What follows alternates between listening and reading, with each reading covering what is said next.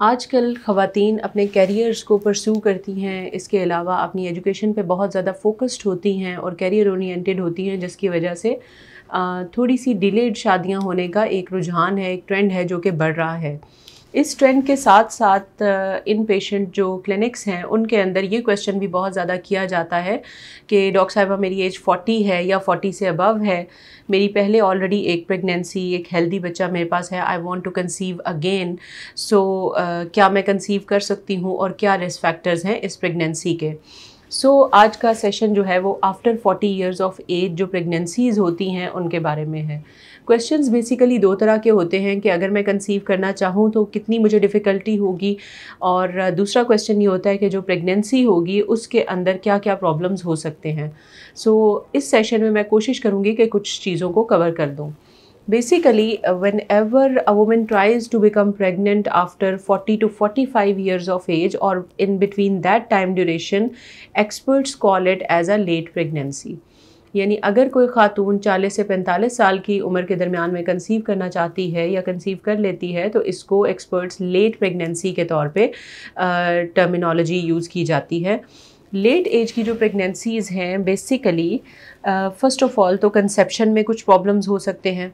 हम पहले भी बारहा अपने सेशंस में ये बात डिस्कस कर चुके हैं कि विद पैसेज ऑफ टाइम जो ओवेरियन रिज़र्व है और जो oocyte की क्वालिटी है, यानी एग्स की जो क्वालिटी है वो with passage of time decline कर जाती है या कम होना शुरू हो जाती है।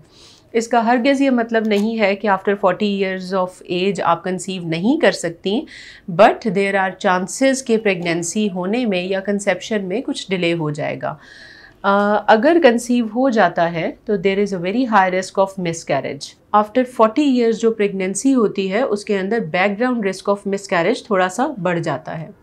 इसके अलावा जो फीमेल्स 40 इयर्स या बियॉन्ड कंसीव करती हैं उनके अंदर यंगर एज ग्रुप की जो फीमेल्स होती हैं उनके निस्बत ज़्यादा चांसेस होते हैं कि वो हाई ब्लड प्रेशर का शिकार हो जाए वाइल दे आर प्रेग्नेंट। मैं आपसे पहले भी ये चीज़ डिस्कस कर चुकी हूँ कि ड्यूरिंग प्रेगनेंसी जो बढ़ा हुआ ब्लड प्रेशर है उसकी वजह से at the end of the pregnancy pre eclampsia या दौरे पड़ने का इम्कान भी बहुत ज़्यादा बढ़ जाता है और प्रेगनेंसी कॉम्प्लिकेट हो सकती है। हाई ब्लड प्रेशर के साथ साथ जो गेस्टेशनल डायबिटीज़ मेलाइटिस है और नॉन डायबिटिक्स हैं उनका रिस्क भी बहुत ज़्यादा बढ़ जाता है। और ये सब चीज़ें होने के साथ साथ जो बेबी पे इफ़ेक्ट्स हैं वो ये है कि बच्चे की जो ग्रोथ है वो कम हो जाएगी, जिसे हम मेडिकल टर्मिनोलॉजी में इंट्रायूट्राइन ग्रोथ रिटार्डेशन कहते हैं। इसके अलावा मिसकैरेज का रिस्क बढ़ जाएगा, ड्यूरिंग प्रेगनेंसी स्पॉटिंग हो सकती है और प्री टर्म डिलीवरी का रिस्क भी बहुत ज़्यादा बढ़ जाता है। एक चीज़ जो मैंने इस सेशन में मिस कर दी है वो है रिस्क ऑफ डाउन सिंड्रोम। वो ख़वातीन जो 40 साल की एज के बाद कंसीव करती हैं हम उन्हें definitely risk of down syndrome के बारे में ज़रूर गाइड करते हैं। डाउन सिंड्रोम बेसिकली एक जेनेटिक कंडीशन है और इसको आइडेंटिफाई करने के लिए कुछ टेस्ट करवाए जाते हैं ताकि हम आइडिया लगा सकें कि जो बच्चा है उसमें डाउन होने का इम्कान कितना है। डाउन सिंड्रोम और जो ओल्डर एज प्रेगनेंसीज़ हैं उनके बारे में मैं एक अलहदा सेशन करूँगी ताकि आपको डिटेल से उसके बारे में गाइड कर सकूँ।